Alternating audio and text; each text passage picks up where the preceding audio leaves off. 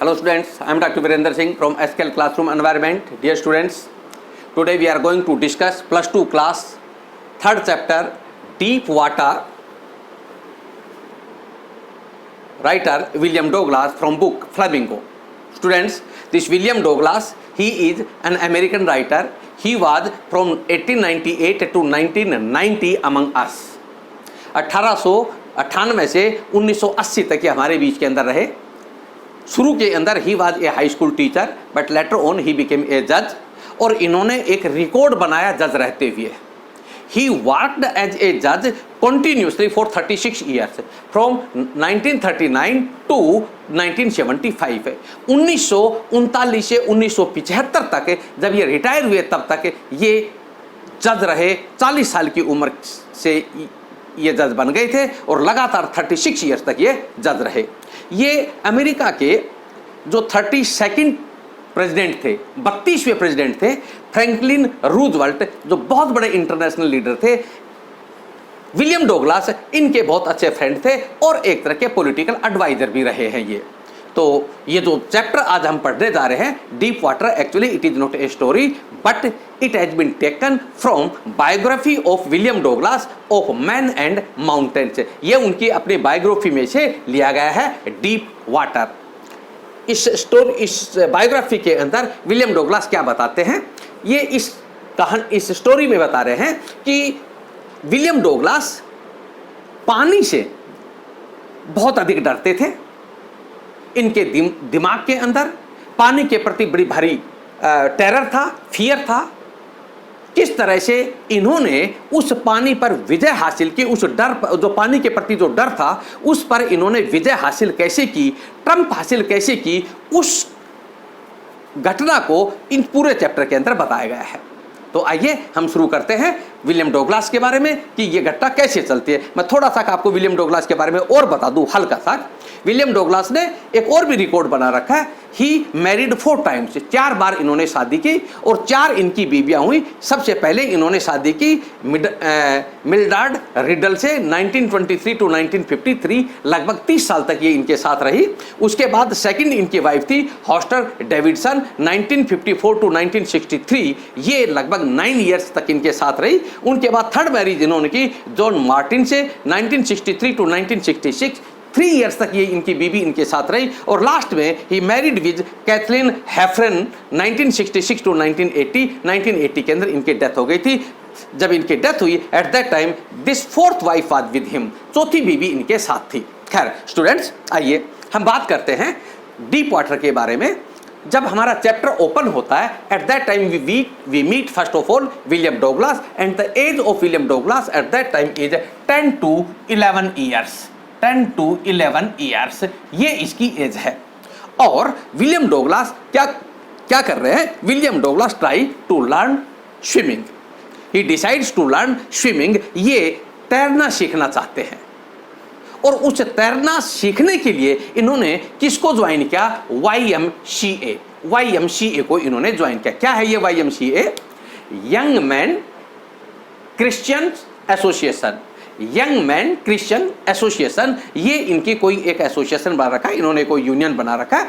उन्होंने एक पूल बनाया हुआ है, उस पूल के अंदर ट्रेनिंग दी जाती है स्विमिंग की.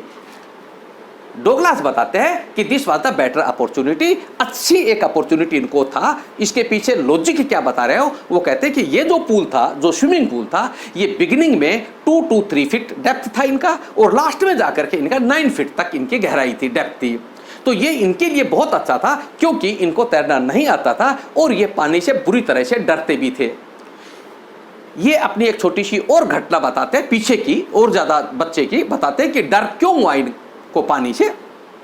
जब ये 3 और 4 इयर्स के थे उस वक्त अपने पापा के साथ ये कैलिफोर्निया बीच पर घूमने के लिए गए और वहां पर ये जो वेव्स आ रहे थे समुद्र की तेजी से, ये उनसे बुरी तरह से डरे हुए थे. अचानक एक तेज वेव आई और उनकी वजह से उस वेव ने इनको नॉक डाउन कर दिया और इनको बरी कर दिया पानी के नीचे. पानी इनके ऊपर से गुजर गया. ये बच्चा डोगलास बुरी तरह से डर गया. उस घटना के बाद इसके दिलों और दिमाग पर पानी के प्रति डर पैदा हो गया था और हमेशा ये पानी से डरता रहा और उनसे अवॉइड करता रहा. लेकिन अब जब ये 10 और 11 ईयर्स का हुआ तो इसने डिसाइड किया कि अब मुझे स्विमिंग आना ही चाहिए। इनकी मदर इनको हमेशा, ये रिवर है याकिमा रिवर, वो मदर इनको हमेशा याकिमा रिवर से दूर रहने की सलाह देती थी, क्योंकि Yakima river was very treacherous, it was very dangerous, और समय समय के ऊपर उसमें जो दुर्घटनाएं होती थी उनके बारे में इनकी माँ इनको चेतावनी देती रहती थी। इसलिए इसने डिसाइड किया कि YMCA को ज्वाइन कर लिया जाए। 2 to 3 days YMCA पर ये आते हैं, स्विमिंग सीखते हैं, and he is very happy to watch other children also who are also learning swimming. दूसरे बच्चे जो वहां पर इसको सीखने के लिए आते हैं उनको देख करके ये खुशी महसूस करते हैं, because you found that all were the new students, सारे के सारे ही न्यू लर्नर थे वहां पे, और उनमें से ये भी एक थे। 2-3 दिन तक सीखने के बाद थोड़ा कॉन्फिडेंस इनके अंदर राइज हुआ और महसूस किया इन्होंने कि मैं भी तैर सकता हूं। इन्होंने उनको नकल करना शुरू किया दूसरे बच्चों को, और उनकी तरह से हाथ और पांव को पैडल करना इन्होंने शुरू किया। तभी एक मिस एडवेंचर इनके साथ घटित हुआ, एक दुर्घटना हो गई इनके साथ। एक दिन जब इन्होंने देखा कि YMCA पर कोई नहीं है, अकेले ये हैं, तो ये अकेले वहां पर आए और उनके किनारे पर बैठ गए। शायद ये तैयारी कर रहे थे कि मैं अकेला किस तरह से इसके अंदर जाऊं, शायद ये डरे हुए थे। जब ये बैठे ही थे तभी एक बहुत ब्रूजर टाइप का एक लड़का, ब्रूजर एक वर्ड आया यहाँ पे, bruiser means very strong and study energetic, 18 years के लगभग का एक लड़का आया, and he picked him up in his arms and tossed him into the depth of a pool। उन्होंने इनको उठाया और इसको, जो गहराई है पूल की, उस पर इसको उछाल दिया पानी के अंदर। William Douglas was not ready for this incident, इसके लिए वो तैयार नहीं थे, लेकिन क्योंकि उनको पानी में डाल दिया गया था और वो ऐसे ही पानी के अंदर नीचे जाने लगे। लेकिन जाते जाते डोगलास ने दिमाग में एक प्लान बनाई, ही मेड ए स्ट्रेटेजी। क्या स्ट्रेटेजी बनाई इन्होंने कि जैसे ही मैं बॉटम को टच करूंगा, मैं जंप लगाऊंगा पूरी ताकत के साथ, and I will come just like a cork. एक कॉर्क जो होता है, मैं उस लकड़ी की तरह से एकदम ऊपर आ जाऊंगा, सरफेस पर आकर के मैं फ्लैट लेट जाऊंगा और पैडल करूंगा, और उसके बाद अपने लेग से पैडल करता हुआ मैं बैंक पर आ जाऊंगा, किनारे पर पहुंच जाऊंगा। लेकिन अब जो लेंथ थी, 9 फीट की लेंथ जहां से ये नीचे चला था, वो 9 फीट के बजाय it appeared as if it was 90 feet. इसको ऐसा महसूस हुआ जैसे कि ये तो 90 फीट है। धीरे धीरे ये नीचे जा रहे थे। लास्ट में आकर के जैसे ही इन्होंने टच किया, पूरी ताकत के साथ इन्होंने ऊपर हिट करने की कोशिश की, लेकिन फिर बहुत धीरे धीरे ऊपर आए। इन्होंने इनहेल करने की कोशिश की, सांस लेने की कोशिश की, but plenty of water entered in his lungs. इसके जो लंग्स थे उनके अंदर पानी ही पानी भर गया था। बहुत मुश्किल से ये ऊपर तक आए, और ऊपर आकर के इन्होंने देखा कि देयर वाज नो हेल्प। इन्होंने इधर उधर पकड़ने की कोशिश की, but there was water only. सबसे पहले इनकी आंखें ऊपर आई, उसके बाद नोज ऊपर आया, और उसके बाद इनकी बैक जर्नी फिर स्टार्ट हो गई, और फिर ये नीचे की तरफ चल पड़े। अब इन्होंने अपने हाथ को, पाँव को हिलाने की कोशिश की, तैरने की कोशिश की, but his legs and arms were not working. ऐसा लगा जैसे उनको पैरालिसिस हो गया हो। लेकिन फिर भी इनका दिमाग काम कर रहा था। इन्होंने फिर सोचा कि मुझे उस योजना पर काम करना है, जैसे बॉटम पर जाऊंगा, हिट करूंगा, जंप करूंगा, ऊपर कॉर्क की तरह से ऊपर आ जाऊंगा, फ्लैट लेट जाऊंगा, पानी के सरफेस पर आकर के पैडल करूंगा लेग्स से, और उसके बाद बैंक पर चला जाऊंगा। फिर योजना बनाई, और इस तरह से एक बार पुनः जब टच किया इन्होंने, तो फिर ऊपर आने की कोशिश की, और बहुत धीरे धीरे ये ऊपर आए। येलोइश वाटर दिखाई दिया, लेकिन उसके बावजूद इनको कुछ दिखाई नहीं दिया। He cried for help but nobody was there, no sound was there. He cried for ladder, for rope, for wings, but there was no help. और अब ये तीसरी बार फिर नीचे की तरफ चल पड़े। अब जब ये तीसरी बार नीचे चल रहे हैं, तब इन्होंने महसूस किया कि इनके लेग्स और आर्म्स से उन्होंने अफर्ट करना, हिलना डुलना सब कुछ बंद कर दिया है। अब इन्होंने भी महसूस किया कि अब मुझे बहुत शांति मिल रही है, अब मैं ड्राउजी हो रहा हूँ, मुझे नींद आ रही है, और मैं सोने जा रहा हूँ। और ये बहुत ही नज़दीक, मृत्यु के नज़दीक पहुँच जाते हैं। वो जो घटना घटी है इनकी मृत्यु के नज़दीक पहुँचने वाली, वो मैं चाहूँगा कि आप लोगों को उस टेक्स्ट को हम पढ़ें और उसको देखें, उसको ज़रूर हम इस पर गौर करें। ये है 27 पेज पर, सेकंड पैराग्राफ है। थोड़ा सा किस पर देखिए। देन ऑल एफर्ट्स, अब ये तीसरी बार नीचे की तरफ चल रहा है, देन ऑल एफर्ट्स सीज का मतलब स्टॉप, उसके बाद सारे के सारे एफर्ट्स मेरे बंद हो गए। आई रिलैक्स्ड, मुझे बहुत आराम मिला। Even my legs felt limp, यहां तक कि जो मेरी लेग्स जो थी वो भी लिम्प, लिम्प का मतलब सुस्त हो गई थी, सुन्न हो गई थी। And A blackness swept over my brain, मेरे दिमाग के ऊपर अंधेरा छा गया था। इट वाइप्ड आउट फियर, इसने जो डर था मेरे अंदर, आतंक जो मेरे प्रति बैठ गया था, मेरे अंदर बैठ गया था, वो सबको हटा दिया। इट वाइप्ड आउट टेरर, जो डर था उसको भी हटा दिया। There was no more panic, अब मेरे दिलों और दिमाग पर कोई आतंक नहीं था, कोई डर नहीं था। It was quiet and peaceful, अब बहुत ही चुप्पी थी, शांति थी। Nothing to be afraid of, किसी से भी डरने की जरूरत नहीं थी। दिस इज नाइस, अब मुझे अच्छा लग रहा था। टू बी ड्राउजी, नींद आने जा रही थी। टू गो टू स्लीप, मैं सोने जा रहा था। नो नीड टू जंप, अब मुझे कोई जंप लगाने की जरूरत नहीं थी। टू टायर्ड टू जंप, अब मैं इतना थक गया था कि मैं जंप भी नहीं लगा सकता था। It's nice to be carried gently, मैं धीरे धीरे धीरे धीरे आगे बढ़ रहा था, अच्छा लग रहा था। To float along in space, to float along in space, आकाश में खुला घूमने के लिए मैं आगे बढ़ रहा था। टेंडर आर्म्स अराउंड मी, मेरे चारों तरफ बहुत ही सॉफ्ट भुजाएं फैली हुई थी। टेंडर आर्म्स लाइक मदर्स, ऐसा लग रहा था जैसे माँ ने मुझे गोदी में उठा रखा। Now I must go to sleep, अब मुझे सो जाना चाहिए। अब आप अंदाज लगा सकते हो इसकी क्या हालत चल रही होगी उस वक्त।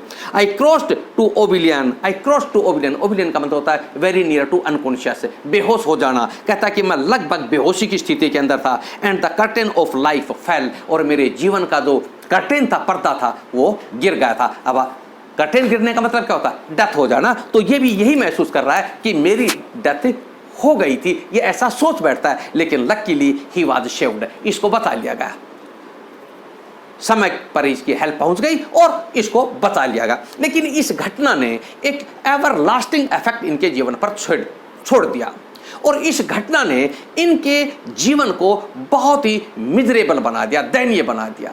इस घटना के बाद he could not enjoy swimming, he could not enjoy fishing, he could not enjoy boating, he remained always away from pool, lake or rivers. मन की इच्छाओं का दमन होने लगा और इस तरह से इनका जीवन बहुत ही मिजरेबल बन गया। अंत में इन्होंने डिसाइड किया कि मैं ऐसा जीवन जी नहीं सकता। I must have a Trump over it, मुझे इस डर से निजात चाहिए, मुझे इससे बाहर निकलना है, मुझे डर नहीं चाहिए, मुझे इससे बाहर निकल करके और मुझे इस पर विजय करना है। ऐसा इन्होंने डिसाइड किया और उसको डिसाइड करने के बाद ही अपॉइंटेड एन इंस्ट्रक्टर, एक इंस्ट्रक्टर, एक ट्रेनर को इन्होंने अपॉइंट किया अपने आप को सिखाने के लिए। और वो ट्रेनर इनको 5 days ए वीक एक पूल पर ले जाकर के इनको ट्रेनिंग देने लगा स्विमिंग की। और ट्रेनिंग कैसे दी उन्होंने? He tied a belt around his body and that belt was tied with a rope and a pulley, और उस पुली रोप से ये इनको फॉरवर्ड और बैकवर्ड करते थे और एक सप्ताह में 5 दिन 1-1 घंटे के लिए इनको ट्रेनिंग देते थे। ये 1 अक्टूबर से ये सब स्टार्ट हुआ था।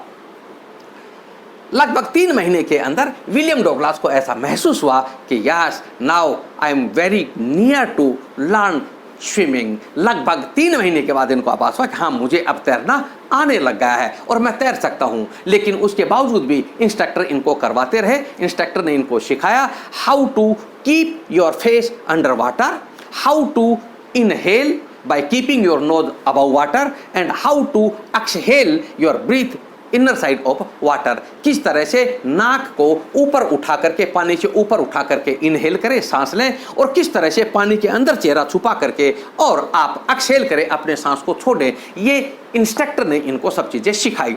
लेकिन जब इसका चेहरा पानी के अंदर होता था तो कभी न कभी वही पीछे वाला डर इनको सताता था। लेकिन अप्रैल तक आते आते इन्होंने पूर्ण रूप से स्विमिंग सीख लिया और ऐसा लगा इंस्ट्रक्टर को कि अब आवश्यकता नहीं है। उन्होंने इनको एक्सपर्ट घोषित कर दिया और इन्होंने भी महसूस किया कि yes now I M an expert in swimming. और उसके बाद उसी चीज को सर्टिफाई करने के लिए ही वेंट टू वेंटवर्थ। ये एक लेक है काफी बड़ी, ये वहां पर पहुंच गए वेंटवर्थ पर, और इस लेक को इनको क्रॉस करना था। जब ये इस लेक को क्रॉस कर रहे थे and when he reached into the middle of lake, जब ये उसके बीच के अंदर पहुंचे, उस लेक के बीच में पहुंचे तो कहीं हल्का सा कि इनको फिर टेरर आया और इनको महसूस हुआ कि टेरर आ रहा है। उसके ऊपर ये बीच के अंदर ही खड़े होकर के ही कॉल्ड द टेरर, और इन्होंने उस टेरर को कॉल किया। Well mister terror, hey mister terror, what do you think you can do to me? Hey, क्या सोच रहा है तू, क्या कर लेगा मेरा, क्या करने की सोचता है तू, क्या बिगाड़ लेगा मेरा? Yes, here I am William Douglas and I am going to cross the lake. ये देखो, ये जा रहा हूं मैं लेक को क्रॉस करने, और हिम्मत है तो आओ मुझे रोको। और ये लेक को क्रॉस करके, ये इस इंसिडेंट के बाद पूरे का पूरा जो इनका डर था उसके बारे में, पानी के बारे में, वो इनका डर खत्म हो गया और इनका जीवन खुशियों से भर गया। तो स्टूडेंट्स, इसके अंदर राइटर आप लोगों को एक बहुत सुंदर मैसेज देता है। शायद आप लोगों ने 10th क्लास में एक चैप्टर पढ़ा था और वो था Nelson Mandela, long walk to freedom. वो एक चैप्टर था। नेल्सन मंडेला वहाँ पर 2 डेफिनेशंस देता है हमें। वो कहता है courage, what do you mean by courage? वो बताते हैं कि courage doesn't mean absence of fear but triumph over it. Courage का मतलब ये नहीं कि आपके अंदर फियर नहीं, बल्कि उस फियर पर ट्रम्प करना है, विजय हासिल करना है, उसको कोरेज कहते हैं। इसी तरह से वो बताते हैं हु इज ब्रेव, ब्रेव किसे कहते हैं? तो वो बताते हैं brave doesn't mean the person who does not have fear but the person who triumph over it. बहादुर व्यक्ति वो नहीं जिसके अंदर डर नहीं होता, बल्कि बहादुर वो होता है जो उस डर पर ओवरकम करता है, उसको ट्रम्प करता है, उसको विजय हासिल करता है, वो बहादुर होता है। राइटर ने वही चीज यहां पर भी कही है। राइटर बताते हैं कि there is terror only in the fear of death. ये कहते हैं कि टेरर नहीं है, मौत का कोई टेरर नहीं है, डेथ नाम क्या कोई डर नहीं है। डेथ में तो पीस है, शांति है, उसमें टेरर नहीं है। डर है, टेरर है तो किस चीज का? फियर ऑफ डेथ, उस फियर का टेरर है, डेथ का टेरर नहीं है। इस बात को और ज्यादा क्लियर वो करते हैं, all we have to fear is fear itself. जो डर है ना, हमें जो डर लगता है, किस चीज का डर लगता है? वो कोई डेथ या कोई और खतरनाक चीज नहीं है, वो फियर का ही डर लगता है। All we have to fear is fear itself. जो डर है हमें, वो डर का ही है। और अगर हमें अपने जीवन में आगे बढ़ना है तो हमें इस फियर पर ओवरकम करना पड़ेगा, इस पर हमें ट्रम्प करना पड़ेगा, इस पर विजय हासिल करना पड़ेगा। ये आपको राइटर इस चैप्टर के माध्यम से बता रहे हैं। फ्रेंड्स, इसके अंदर कुछ वर्ड मीनिंग्स है। ट्रेचेरियस, ये ट्रेचेरियस वर्ड राइटर ने याकिमा रिवर के लिए प्रयोग किया है। खतरनाक रिवर है। मदर, जो विलियम डोगलास की जो मदर हैं, वो विलियम डोगलास को इस ट्रेचेरियस नदी के बारे में बताते हैं कि वो बहुत खतरनाक नदी है। ब्रूजर यहाँ पर वर्ड का प्रयोग किया गया है, उस स्टडी एनर्जेटिक बॉय के लिए प्रयोग किया गया है जिन्होंने विलियम डोगलास को पिक किया था और नदी में, वाटर पूल में डाल दिया था। ताकतवर, एनर्जेटिक होता है। रिपलिंग का मतलब होता है लाइक वेव्स, लहरों जैसा। यहाँ पर वर्ड किसके लिए प्रयोग किया गया? ये इस ताकतवर लड़के के लिए प्रयोग किया गया कि इसके रिपलिंग मसल्स थी इसकी, ये जो इसकी रिपलिंग मसल्स, इसका मतलब he was very strong. And flailed का मतलब होता है students movement of the arms and legs. ये फ्लैल्ड है। ये फ्लैल्ड वर्ड प्रयोग किया गया है विलियम डोगलास के लिए। वो सोचता है कि जब मैं नीचे से ऊपर आऊँगा तो मैं सरफेस के ऊपर आ जाऊँगा, वहाँ पर मैं अपने हाथ और पाँव को हिलाऊंगा और तैर करके बैंक किनारे पर आ जाऊँगा। वहाँ ये वर्ड फ्लैल्ड प्रयोग किया गया। स्टूडेंट्स, इस चैप्टर के अंदर मेन क्वेश्चन एक ही बनता है, how did William Douglas overcome fear? किस तरह से विलियम डोगलास ने अपने डर से, जो पानी के प्रति उनका डर था, उससे उन्होंने कैसे पीछा छुड़ाया, या ये कहिए उन्होंने उस पर विजय हासिल कैसे की। तो ये चैप्टर आप लोगों का हुआ है। इसका मेन क्वेश्चन यही बनता है। आपने इनके अंदर डिस्कस किया है, इसके मेन पॉइंट्स डिस्कस किए, इनके टेक्स्ट भी देखा है और इसके बारे में हमने राइटर का कुछ बायोग्राफी भी हमने देखा, न्यू वर्ड्स भी देखे हैं, और ये मेन क्वेश्चन जो बनता है इसका स्टूडेंट्स, वो इसके समरी में ही आता है। तो आप इसको चैप्टर को एक बार ज़रूर देखें, इसके टेक्स्ट को पढ़ें, आप इसको शेयर करेंगे ज़रूर, लाइक करें और इसको सब्सक्राइब करें। आज के लिए इतना ही। It's okay, have a good day.